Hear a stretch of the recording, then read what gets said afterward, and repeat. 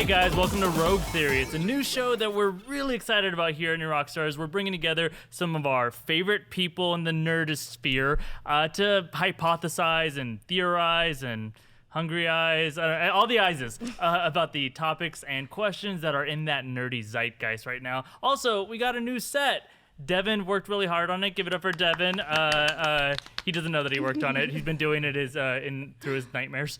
But on this episode, we're going to talk about Marvel's re-release of Avengers Endgame, the big-time actor that is supposedly, maybe, definitely, probably joining the MCU, and a potential fixed ending of Game of Thrones. Although some people think it doesn't need any fixing, just saying, I don't know. And then also just whatever else comes up, any nerdy tangents that's happened here with me. Speaking of the nerds that will tangent with me, on this panel are Whitney Van Lanningham from Nerdwire. Hi, hello. Yeah. Hello. Our boy Sam Basher, host of Hello. Only Stupid Answers and also Might Be Awesome. Yeah. Yay. And New Rockstars' own Eric Voss. Yay. I'm so grateful that they let me in here. Wow. It was an oversight and it won't be repeated. Cool. All right. So, how are you guys doing? Welcome. This is our first one. Welcome. Thank You guys you. inaugurated it, if that's a verb. Ooh. Yeah. Sounds right. Do we have champagne that we can smash on this set? Yes. We just no like longer a keep boat. champagne here because of what you did. Just a drop. Just a drop. This is also an intervention, which you're a big fan fair of. I really am. You know? It's a good yeah, show. Yeah, we don't need to go into that. We don't. Instead, we'll do that again after the show. But instead, let's talk about what's going on with this Avengers Endgame thing. So, Marvel Studios head Kevin Feige announced a plan to re-release Avengers Endgame again in theaters with, get ready, a deleted scene, a little tribute, and a few surprises. So probably after the credits.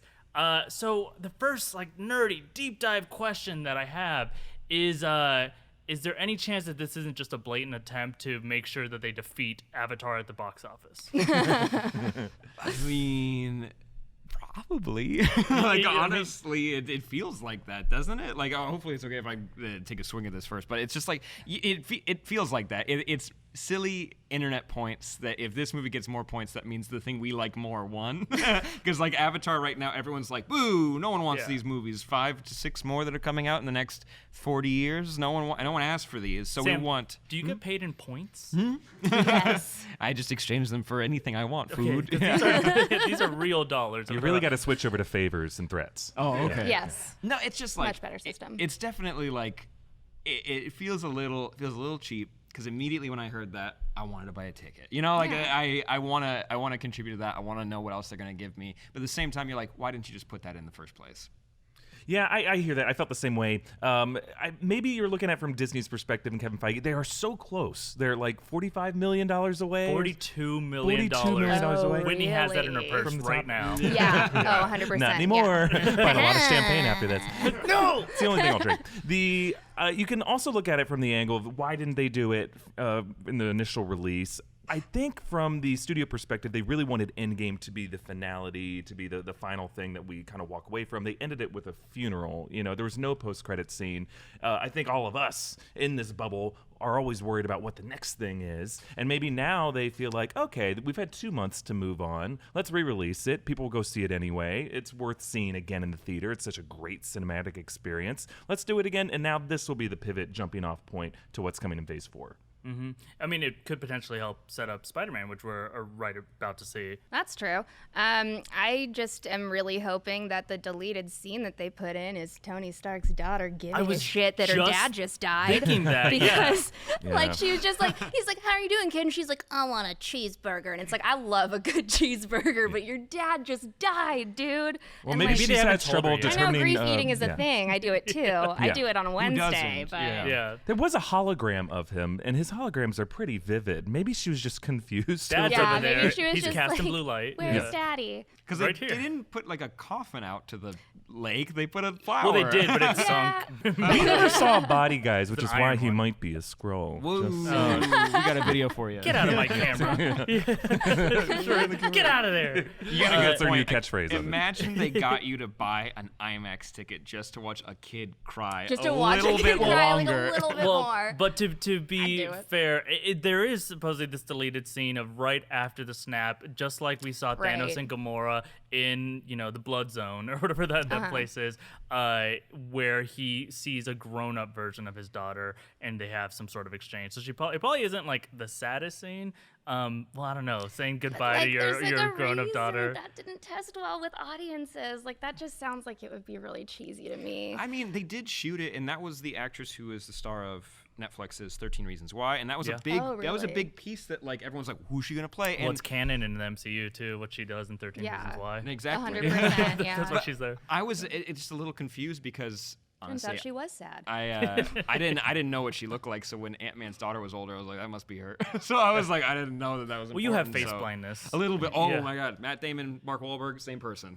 Exactly. Ooh, don't know who they Exactly are. the same. Yeah, just a little bit more Southie. He's Mark Wahlberg, but a little less. Yeah, different flavors of Southie. There was a thought that maybe the funeral that we saw from Tony Stark should have also been doubled and given the same proper respect to another person who sacrificed her life, Natasha Romanoff. And we never saw any kind of proper burial. There was an argument over whether to go back and use the stones to try to save her, but no proper send-off. So maybe that could be something, considering Black Widow has a movie in the works. Maybe they're going to try to set that up and kind of explain with some kind of scene that she is coming back, or there's a story that we never saw, like Budapest. Well, one thing that they say that will be there, and that's a potential option, is a new tribute to someone. A lot of people are guessing it could be Stan Lee, but it could be Black Widow. Do you guys think anybody else maybe?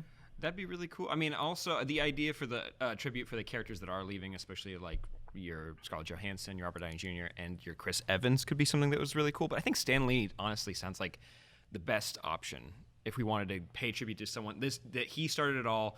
For some reason, everyone, at least in this country and around the world, knows that guy made comics or whatever that Yeah. means. Like that's He the guy. invented paper. Yeah, he drew all of them. He invented drawing. So that idea, before Captain Marvel, that was kind of a fun is the wrong word, a heartfelt tribute of having him in the Marvel Studios logo. But I wouldn't mind for like the genuine end to this saga being something for him. That'd be kind of cool. But it was on Captain Marvel, right? Yeah. Yeah, which I think a lot of people are like, I don't know, it felt weird that it was on that movie and not on the big final one. It was just like that was the soonest one after his death, so they kind of just slapped it.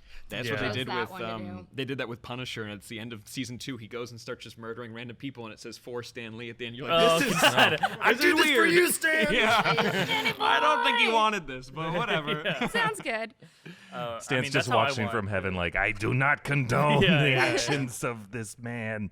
Yeah, that's what he says about all our videos. Yeah. Now, before we get on to our next topic, which is about which major Hollywood A-lister that I've been told maybe I look like sometimes, and it is Danny DeVito, who might be joining the MCU.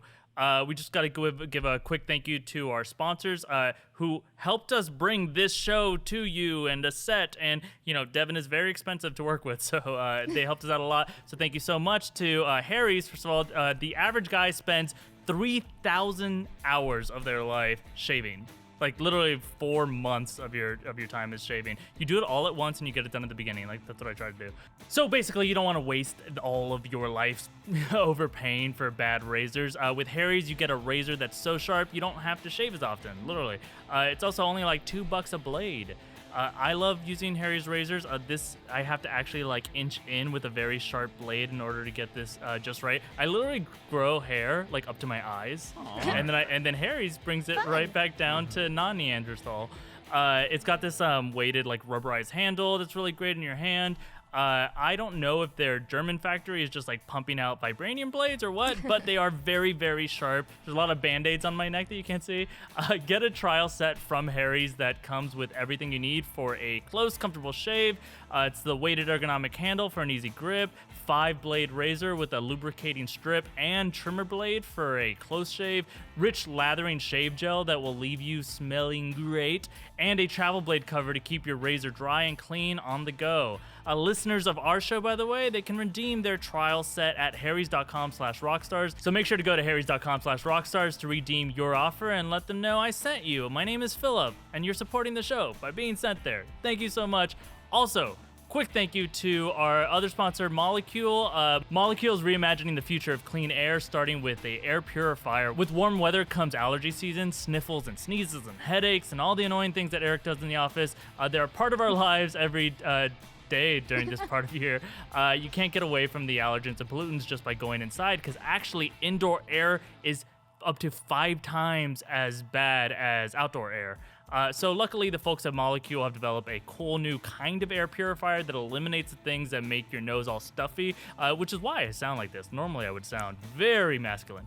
It's cool. It's got a sleek design. It uses this breakthrough nanotech that actually destroys the allergens and pollutants that are 1,000 times smaller than what a normal HEPA filter can do. And also, unlike a HEPA filter, the Molecule actually destroys the indoor air pollutants at a molecular level. It's way too good tech to use on this kind of thing, but it completely removes them from the air that you breathe. Molecule uses, it's called photo electrochemical oxidation nanotech, which is the coolest thing, to eliminate viruses, airborne chemicals. Also, that technology has been verified by science as being very good at this. But most importantly, it's been tested by real people. There's an allergy or asthma sufferer who said that she had not breathed through her nose in 15 years until she got the Molecule, which is amazing, just for having a better quality of life. So for $75 off your first order, visit molekule.com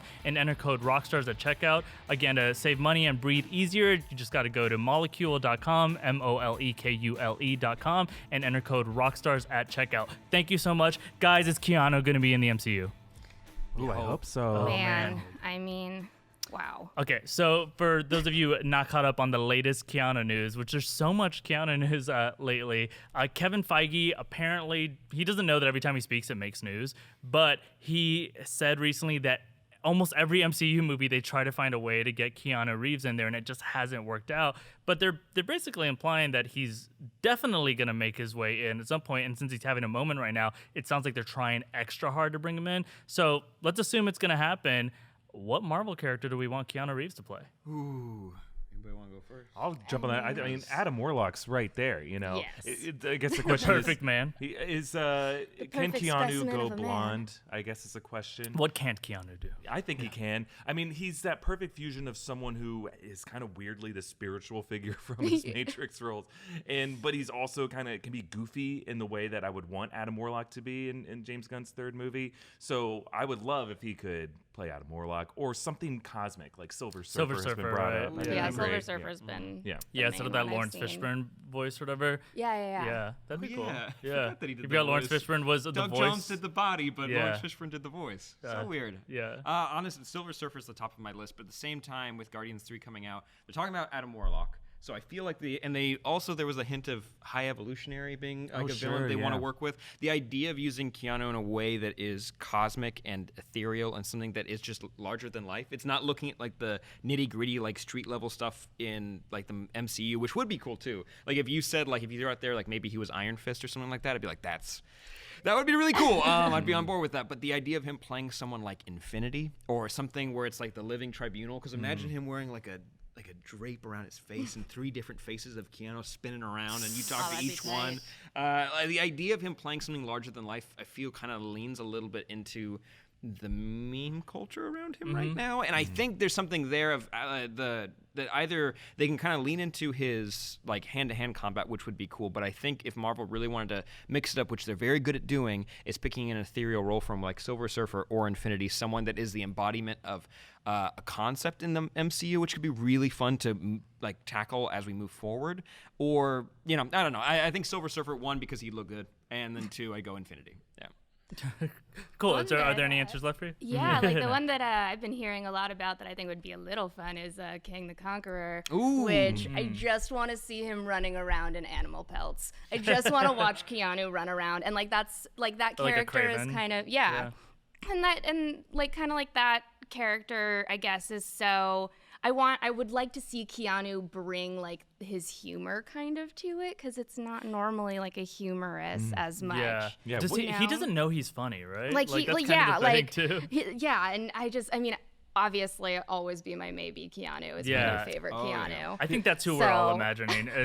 What flavor of Keanu are we talking about? Are we talking about Always Be My Maybe? Are we talking about Bill and Ted Keanu? Are we talking Matrix Keanu? John Wick Keanu? So no matter what, it's going to be an excellent adventure. Yeah. Bad jokes. No, I mean, it's probably they want it to be a John Wick Keanu. No, I think that's I the don't vibe that care. they're like hoping They for. want that violent, He's basically tortured, the Punisher. damaged. Yeah. There's like 9 John Wicks. Give me a silly Keanu. Honestly, though, if you go down the rabbit hole of Kang, there's Yeah. so many versions of Kang that you could do. Like the young version of him, you can get an older version of him, you get the blue version of him, so many different toy options. But if you have to go up against multiple options. Keanu's in a scene, one hand-to-hand combat, one with a laser, one with a flying surfboard, whatever you want, that's a pretty good pitch. You're pitching real hard, and you're also grading your own pitches. Yeah. You guys went all cosmic, so I'm gonna go the other direction. I had already heard a rumor that they wanted him for Wolverine, but I think that's good that he's aged out of that. If they don't want to have to recast Wolverine again, Unless really he's fast. old man Logan. Yeah, or do unless that. Keanu also doesn't age, which he kind of doesn't. He kind of Yeah. is He one of like- those vampires. Yeah, like he has right. like one of those vampire portraits Oh, he or would. whatever. He's most likely to be you a know? vampire. He fought on the for Civil sure. War. Yeah, On both sides. But so who I'll throw out is finally like a version of Ghost Rider I could get behind. That to me I've is heard like the Ghost version. Rider too recently.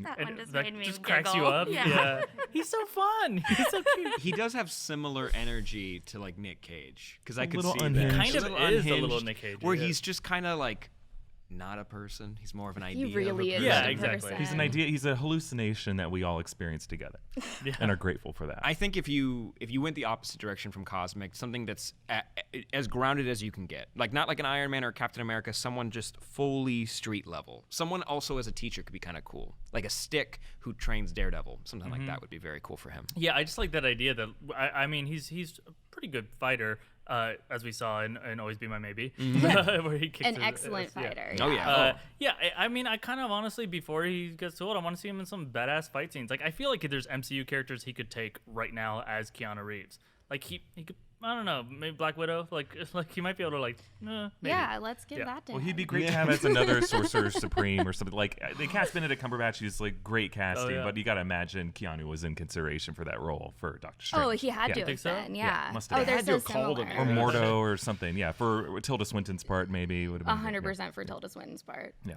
He's actually Asian too, which would have avoided that. That's cool, Yeah. you know? Go Fun, big. Fun stuff. Just last pitch. Galactus. Go full, like he is the net. Like you want Kang the Conqueror as your next villain. Galactus, he's layered, he's deep. Sometimes he's a hero, sometimes he's a villain, and also kind of giving him a weird costume. I feel like would really fit, like another flavor of Keanu. You're not telling me I sure- can eat planets? It's a pretty Tattoo. out there theory, but Sam, I don't know. How do you grade your own pitch?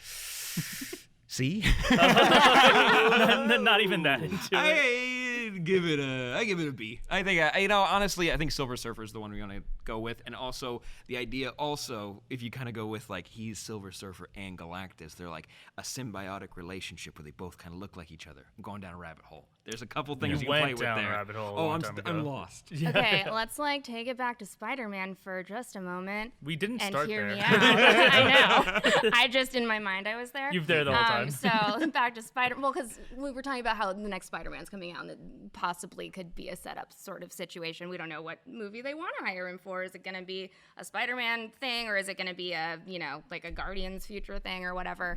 But J. Jonah Jameson. Oh, that's interesting. we don't have a Take on JJ. that.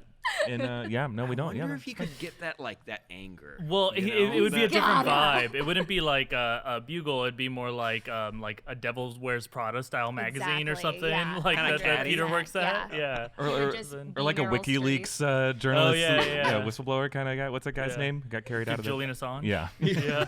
Yeah. What a turn. Yeah. Sam, how do you grade that pitch? Ooh, give it a B as well. Well, thank you. I'm I wouldn't not- give it a B. You didn't give the I other was one a B, joking, so it's not as but- well.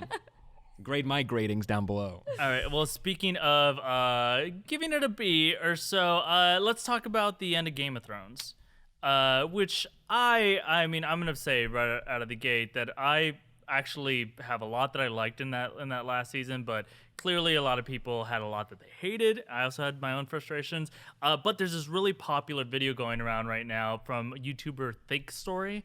He reworked the plots of the last 3 episodes of the series in a way that a lot of people are saying that they actually prefer and wish the show had actually done it the way he did it, as if they knew his ending. And also, obviously, he doesn't need to keep George R.R. Martin happy the way that the rest of us do constantly, or he'll leave us. But what he does is he leaves the first 2 episodes of the season intact, and then he picks things up during the Battle of Winterfell, which still does happen, and Jorah and Theon still die, but then, this is actually one of my favorite changes, the Night King wins that battle, which I kind of I couldn't imagine how the Night King wasn't going to win, and then he didn't. But then our survivors have to rush south to King's Landing. There, Jamie has to convince Cersei to let all those people into King's Landing, and that's where she makes Dany bend the knee to her.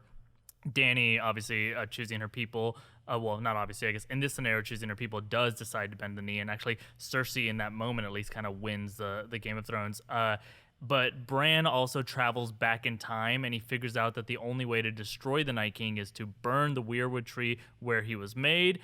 It'll kill all the magic in the world if they do that, including zombie Jon Snow, the father of Dany's baby, who is definitely pregnant with Jon's baby in this version. Dany does successfully burn the tree for the good of the realm. Jon dies in her arms. She's kind of an Azor Ahai figure in a way. And then their child is supposed to be the heir to the future Iron Throne. There's also some cool stuff that we didn't see. Bran wargs into a dragon, which we all kind of wanted to happen, but it was only kind of teased. Although he gets stuck in it when somebody basically unplugs the dragon. Arya does wear another face. She wears Jaime Lannister's face, and she uses it to kill Cersei. The Night King freezes the water around Euron's ships. So cool. And Alaria Sand, turns out she was still alive in the Red Keep. She breaks out of her jail cell and gets in a fight with Arya, basically. Maybe it's just a shouting match or something. So questions here, basically. So you guys are all caught up. Listeners are caught up too. Does that sound more satisfying to you? Would that have been yeah, I would have been happy with that version? Or is it kind of no matter what at this point, people were going to have issues? I mean, go for it. Oh, sorry. Well, I guess I also am kind of on the same page as you, where I didn't hate the last season of Game of Thrones. There was some things obviously that I was that wasn't great, but it's not my least favorite thing in the world, so I'm not in that camp. It's a high bar. So yeah, well, no, it's just, people are raging about this. Yeah. I have friends with very strong opinions that I have gotten into a lot of battles with recently, swords only, but yeah, I guess that I really thought that the Night King was gonna be a bigger deal, because obviously it opens with the Night King. It opens with the Cold Boys, as I call them, and the Night King and the Cold Boys are supposed to represent sick 80s band. Exactly. Yeah. The Night King and the Cold Boys. But they're supposed to represent climate change and all of that kind of stuff. And so, in my opinion, what happened in the Game of Thrones series finale was kind of they were oh yeah, dude, no, it's cool. Climate change, that problem we thought we had, that's done with. Let's just focus on Donald Trump now. And it's that's not the thing. There's the Night King should have been a bigger problem. That was the bigger but for overall you, it's problem it's for because me. of the allegory is kind of what. No, you not necessarily just the allegory, but just in terms of it was such a bigger danger to everyone than Cersei ever could be, than any human ever could be. Because, which is more on the show, right? The show really hyped it up to be this big huge deal. Yeah. So that was the thing that I agreed with this guy's video on, was that I did think that the Night King should have been a little harder to defeat. I'm also not a huge fan of how literally every single franchise now is bursting people into Thanos dust. It's come on, that was Queen of the Damned 2001 era. Get your shit together, people. Aaliyah deep cut. Aaliyah deep there. cut right Yes. there. Yeah, but that's how she dies. So. There you Not go. in real life. It was very sad. Oh yeah, in real life, R.I.P. I wasn't disappointed really with the season either. I think the more I think about it, I see the concerns, I see the criticisms, and I think a good amount of them are valid.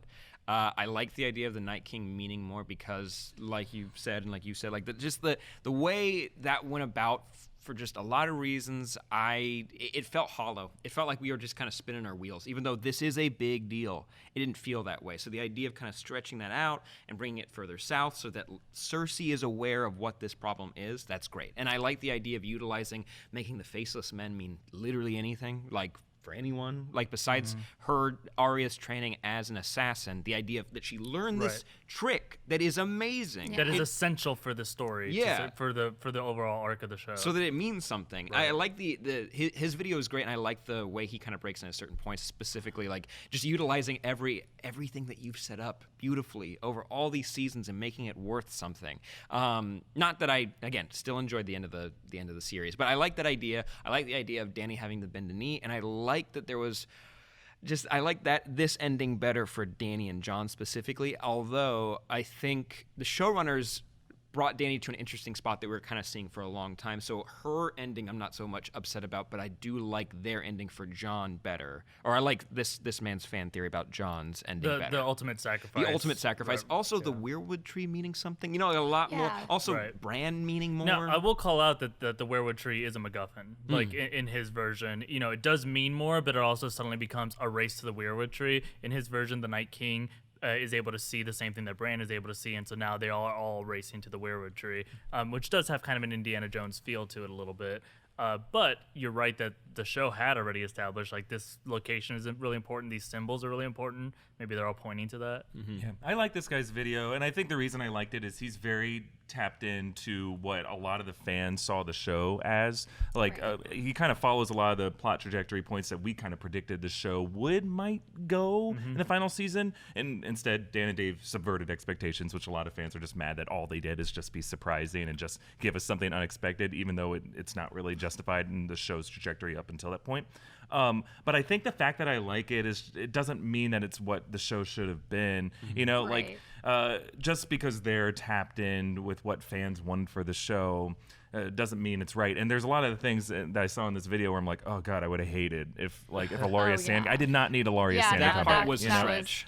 So it's not like this guy is any wiser, or the fans are any wiser than Dan and Dave are. But I think the reason why people are upset is unlike what you saw the Russo brothers and Kevin Feige did with Avengers Endgame and kind of satisfy exactly what fans want. Like the Marvel guys are very plugged into what fans are expecting and much better at expectation management than what the HBO team was at. And I think going forward with a lot of these big property things, it sets the bar higher. You have to be aware of what your fans are expecting, and you can't just throw curveballs at them and expect them to stay with you. You kind of have to watch some of these videos. You have to know what fans want from these characters rather than just kind of blindly go in your own direction and expect everyone to be on board with you and then just say F you if they aren't on board. Right. Can you imagine if Stan Lee years ago told Kevin Feige how Avengers Endgame needs to end? Like that's the big difference, right? That they were like, we can do what the fans want, and we can build to it, and we can pay that all off. And instead, D&D were given a very specific ending with characters, and this version that this guy did does not acknowledge the things that George R. R. Martin most likely told them. This is how it's supposed to end. So he does have that freedom, first of all, that our showrunners did not. But I do think Eric's really tapping into this idea of the fan service kind of ending. I think Endgame nailed it. But I do think that's maybe my issue with this video is it's kind of like, as the rubble is falling, like Ilaria Sand kind of falls out of the rubble and it's like, oh, thank God I'm out of there. Let's fight. That is a little like excessive. That said, sometimes that's the feeling that people want. When Sam and I were on SourceFed, the last video we did was just purposely like the most fan servicey thing of any single reference that had ever been made on SourceFed, and it's like a really cheesy kind of story, but it really was kind of like this. It really we'd already lost our jobs at that point. We really didn't care for what our ending was. It was like, why don't we make literally like the ending that the fans probably would request. It's just, man, they were just in a real hard position, especially now that people are like, here's how you should have done it, with a lot of hindsight and with a lot of reaction telling me how you should have done it. Yeah, exactly. So it's a lot easier to do it from this perspective. But still, hey, good job, right? Yay. Sam, what do you grade his pitch? That's an A. Ooh, that's an A. Grade my pitch. Thank you. Yeah. Welcome back to Grade My Pitch. That's pitch with a P. All right, let's give it up really quick for another sponsor who helped us bring you guys this new show. It's Wix. Wix allows you guys to build professional websites with thousands of different templates, so your site can do whatever it needs to do. It can be a blog, a business, a place to interact with your fans of your pop culture YouTube channel, which is actually what we did with it. I'll tell you about that in a second. But basically, Wix just has a bunch of professional solutions to fit whatever your needs are. So the way we used it, we built this interactive website for you to get involved with what we cover on like this show and in our other videos. It's newrockstarsfan.com. It lets you give us feedback and suggest future video topics for us to cover. It helps us, by the way, get a direct line of communication with you guys of what we should spend our time on. The newly launched version of Wix, it's got this Wix Turbo. It loads way faster than other websites. They take care of the heavy lifting that lets you just take full creative control of your own website. That could be your first website. You could be an experienced veteran designer like Devin, but you can get started today. No one laughs because we all respect Devin very much and all the amazing things that Devin has pulled off. Again, give it up for Devin for everything that Devin pulls off constantly. He's literally holding up the table right now. So you can get started today for free at wix.com/rockstars and apply code rockstars at checkout to get an additional 10% off when you upgrade to the premium version. So again, it's wix.com/rockstars, and if you use the code rockstars at checkout, you get 10% off the upgraded version of premium, but also just starting is free. But let's move on to some movies that we didn't connect with as much as we do with our new website. So it's a real strange time for movies actually that are not MCU movies. Like MCU is still killing it or coming back because they're doing so well with the same movies, but both X-Men Dark Phoenix and Men in Black International, they completely failed to connect with critics and audiences. They're both sitting in the low 20s on Rotten Tomatoes. Ooh. Dark Phoenix, it's totally true, was beaten at the box office by Secret Life of Pets 2. It's not a diss at Secret Life of Pets 2. That's a solid I know. movie. Family fun it's entertainment. up there. Avatar, Avengers Endgame, Secret Life of Pets 2. Oh yeah, Two, not the first one. Not the first one. Well, who saw that? So I just want to go down really quick and ask. Let's start with you, Whitney. Why didn't you watch Men in Black International?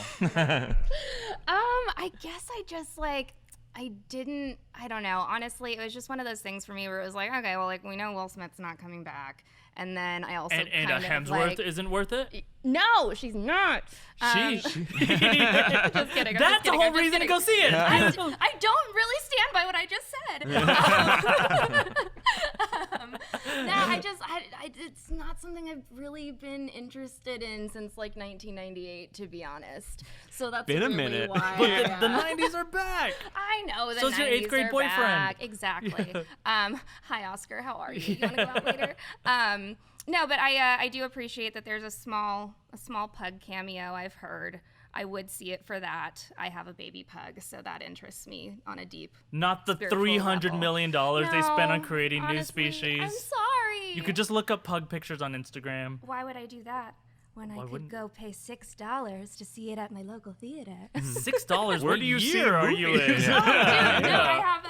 The movie theater by my house is one of those cool ones. It's the $6. Vista Matinee or something. Yeah, it's a dumb one. Yeah. Ooh. So dumb or is it cool? It's cool. It's cool. It's and dumb it is. It's dumbly inexpensive. God, exactly. for them. It's just really cheap. They have really cheap. They have canned wine that they serve too. Ooh. It's pretty great. For the kids. That is pretty nice. kids. Sam, Yeah. why didn't you Champagne. watch Men in Black International? I did. Of course you did. You I watched did. everything. How I was love it? it. How was It was it? bad. Oh, no. Wow. It was okay. So it's But just, why didn't you take 10 friends You're again right. and again? You're right. Why didn't you invite me, Sam? Yeah. Also, fun plug. I saw Dark Phoenix 2, and the final fight scene. You're like, Hans Zimmer weirdly did the score. So you're like, okay, it's pretty good. And it's like chugging. You hit that lull for a second. You're like, are we gonna make it? And it's quiet. And you're like, whoa, the beat's still going. And then the lights started flashing, and I was like, oh, the fire alarm's going off, and it's been going off for maybe 10 minutes. And they did, since it was a press screening, they didn't know what to do because we're press and they can't show us another screening. So they evacuated the other theater and left us in as the alarm was going off. I already had my opinion of the movie. It wasn't going to change. Men in Black, I don't know. It kind of misses the mark of the charm of the first Men in Black film and also the fun discovery of it, where it taps into all the ufology that we are kind of aware of, like the tabloids and like crop circles and everything. Like it's great. Like, and then the second movie happened, and the third one, and whatever. And the fourth one, you're like, okay, we could, new director, F. Gary Gray, new team, maybe we can figure it out. And it doesn't. It has 3 ideas and nothing ends, and then the movie's over, and it's a real big disappointment. That's really interesting though that you're reminded me of the first one. It is the connections to Roswell, right? Mm-hmm. Yeah. And it's this. Even the trailer for it is like basically, what if I told you that there's this whole underground society that is like the most advanced force in the universe, and it's all like right under your nose, happening every day. And also, people around you every day are blatant aliens, and that's why there's so many weird people on the planet. So it did have that whole other layer, and then it eventually became like a full version of that Will Smith music video. Wild Wild West. Yeah, exactly, the Wild Wild West. Yeah. Great movie. Eric, why didn't you come to my birthday party? I wasn't invited. Yeah, but it was at Men in Black International. You should have been there anyway. Well, it's just the marketing for the movie is so bad. No, I mean, here's the problem. It is marketing, right? Like, there's been plenty of movies that like don't get great critics reviews, but like audiences still love them. I think Venom is a good example of that. Like, critics didn't go crazy for Venom, but it made a ton of money and audiences still It's connected. also in the Asian market where it made a lot of that money. Yeah, it's a lot of it is, again, expectation management. These are 2 dead franchises. Like, the last movies that people could remember from those franchises were not good. People didn't like X-Men Apocalypse. I don't think people could really remember Men in Black 3, but I don't think people really had a positive feeling about it. And the studios didn't do anything to get people excited to go see these movies. Like, part of it was Fox was bought out by Disney, so Fox executives didn't really know how to promote Dark Phoenix at that point. But no, the trailers were confusing for both of those movies, were released at really confusing times. Like, I remember... Yeah, it was in the middle of the night. And it was like a 9 p.m. really? West Coast time for a Dark Phoenix trailer. I'm like, do they want people to watch this trailer? Men in Black came out like it was like Friday, like right before Christmas, and like we were on our way out the door. We're like, oh, should we talk about this? Like, there's I'm not gonna lie, I didn't even know that Men in Black was like out yet. Like, I had no idea that it had even already come out. Yeah, the studios in both cases dumped these movies and didn't want people to go see them, it seemed like. So why should we? Crazy, because I get why X-Men kind of faltered, because weirdly we know so much about the merger of 2 companies and we talk about it. I like talking about it, but how much everybody kind of knows about it in like some way or another. The Men in Black movies, it's weird because you had a chance to kind of reinvigorate it. You had young co-stars that were great in a hit movie in Thor Ragnarok, and all you really had to do was do a buddy cop movie, and it's none of those things. Well, it seems like they kind of tried to do a little bit of that with the marketing, but then the marketing kept changing, where then they said, well, what if it's actually a Thor spinoff? Right, there was like all the references to the hammer and stuff, and they made like 2 ads that were dedicated to making it seem like Avengers Endgame. Yeah, it is a business, and on the script level, the direction level, these movies aren't that great either. But you can still you can salvage it and make something great out of it. And I didn't see Men in Black, but the reason I didn't see it is it seemed to have not understand what was great about the original film, which is amazing.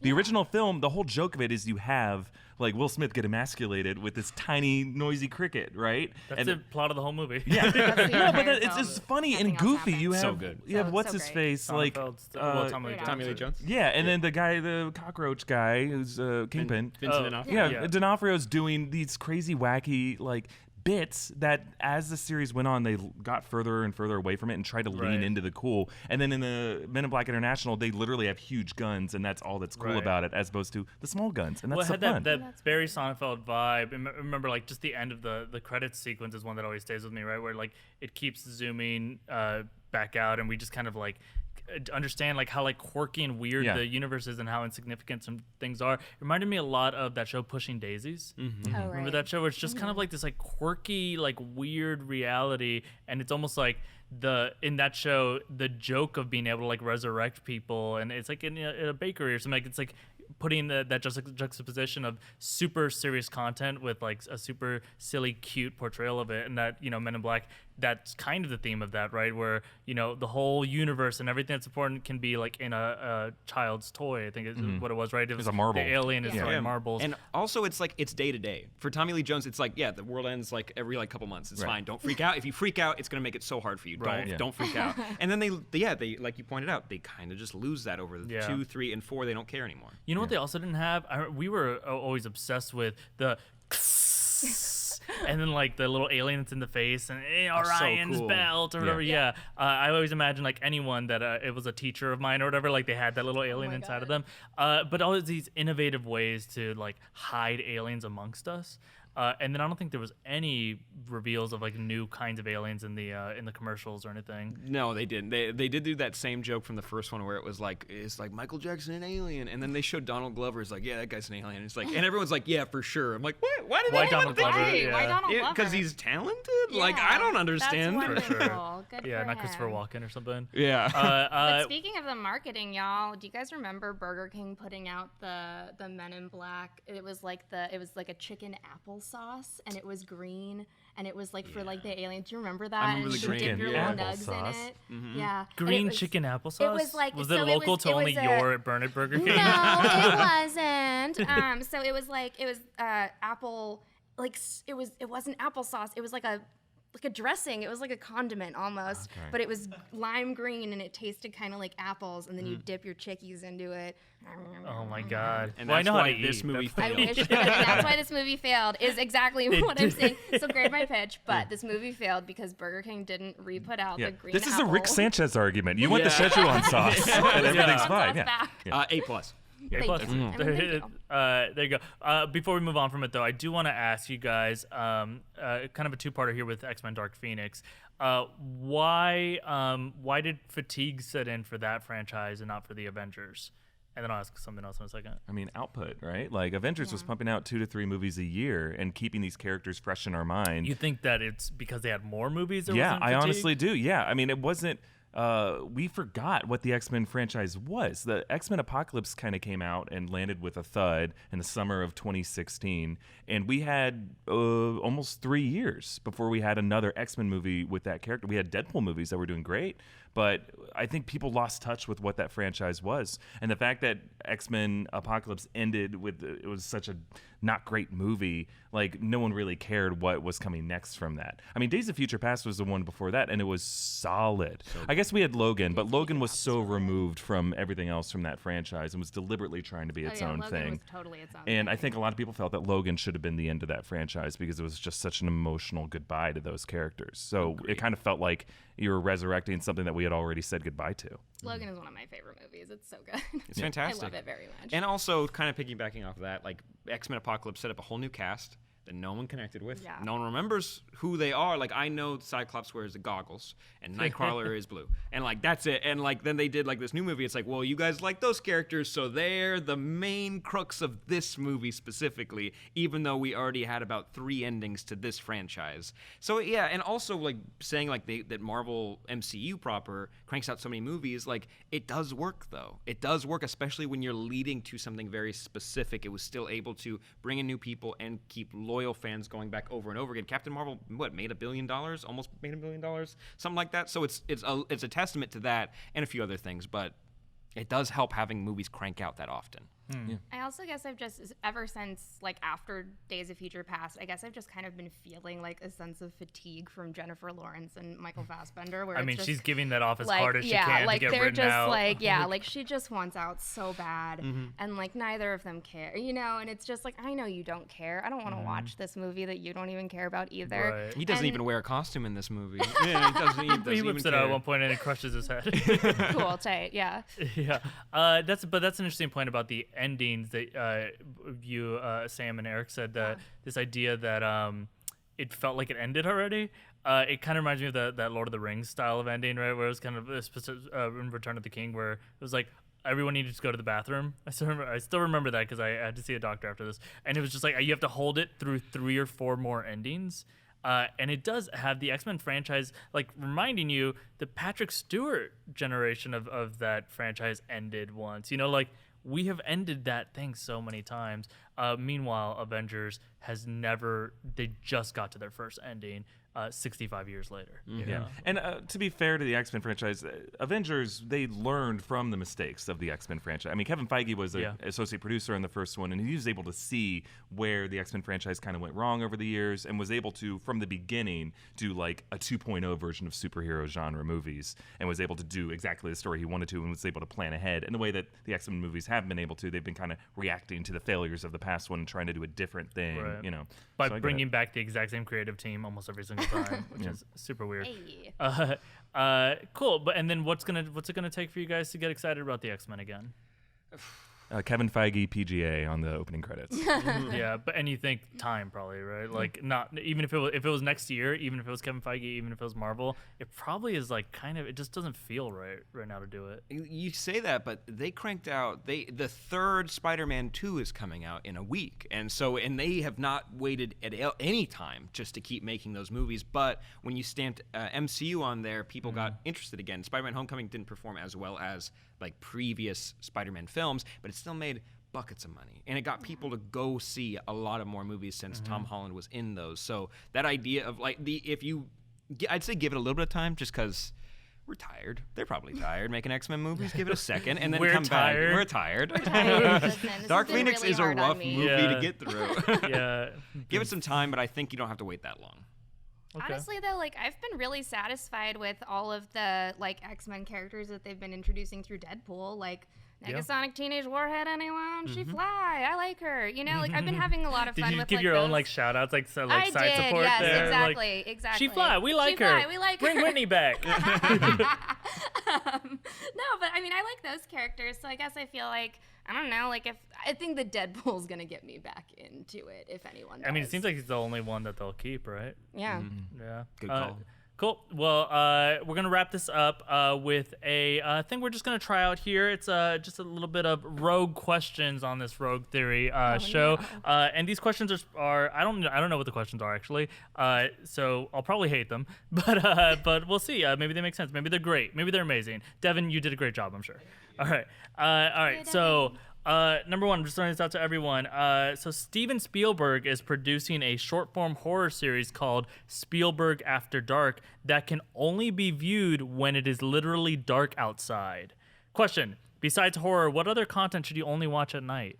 Oh, the Battle of Winterfell, so that you can actually make out the contrast lines. Yeah. Exactly. Ooh, the opening scene to Logan where he takes out all those guys on the side of the freeway. Oh, that is a super very bloody, good and one. so that way you can hide your tears if you're crying. And I would say Daredevil in Solidarity. Ooh. Great. Daredevil, yeah. Always dark. 2. Blade Runner 2049 director Denis Villeneuve is creating a Dune spin-off TV series focused on the women of the Dune universe. Question: what alien race needs their own spin-off series? Oh. So, Geico Caveman. Geico Caveman 1. Yeah. Every single one-off Monster of the Week episode on X-Files, every single one of those monsters is deserving. There's pretty good ones. As a team. As a team, they all team up the slime guy who can fit through the pipes. I give the scrolls, maybe just girl scrolls. Maybe it could shapeshift and go out and do fun stuff together. I think we need an Animorphs Hork-Bajir Chronicles series. Yes. And you've been saying it. They've been primed for a reboot. Yeah. Why hasn't it happened yet? Yeah. I support that. You have a new video coming out on that, right? Oh, sure. Okay, I'm on it. Yeah. Number 3. A video went viral this week of a man washing his roof in Florida during a rainstorm dressed in a full Spider-Man costume. Question, Eric, when did you make it down to Florida? Hey, you guys said I wasn't allowed to do it naked, so it's just a step in And the yet right it was direction. still more obscene somehow. Number 4, Netflix said that 30 million accounts watched the new Adam Sandler movie. 30 million accounts. The new Adam Sandler movie, Murder Mystery, in its very first weekend. Whitney, why did you watch this instead of Men in Black? I didn't watch it, I swear. You sure? I swear, yes. I'll watch Men in Black, I'm sorry. Okay, fine. Did anybody watch it? I mean, 30 I might million watch it. people did. That card landed 30 perfectly million on our wall there. people? Yeah, Wow, it was beautiful. teetering It's a up there. beautiful shot. Yeah.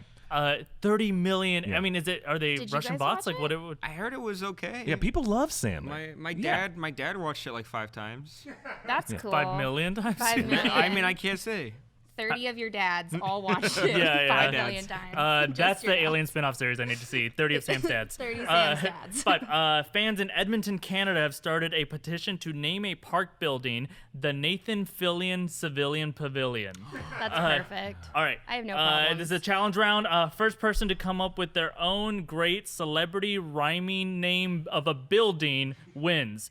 Some examples are Francis McDormand McDormitory or Whitney Van Landingham's Van Landing Pad. Okay, I've got the Janet Reno Clambake Casino. All right, it's done. Yes. We're not gonna top that. Oh my God. Whitney wins this episode of Rogue Theory. Yes. Great job. Thank you so much. That's it, guys. That was the premiere episode of did Rogue it. Theory. So big thanks to our panel. We got Eric Voss. Yay. Thank you. Sam Basher, who you can find Only Stupid Answers and Might Be Awesome. And our winner of this week, Whitney Van I didn't even know Landingham. this was like a game. I didn't know it was a competition. Yeah. Was not aware it was a It's always a competition. game. Yeah, follow all these people on Twitter and on Instagram. Give do them a that. search. Give them a Google. Thanks so much. Also, follow me on Instagram and Twitter. Thanks so much for going out on a limb with us on this show. We're trying new things, obviously, and we're really proud of the stuff we've done, but also we're really excited about the stuff that we're going to do. Constructive criticism allowed at FEMO on Twitter. All right, have a good one, guys. Thanks so much.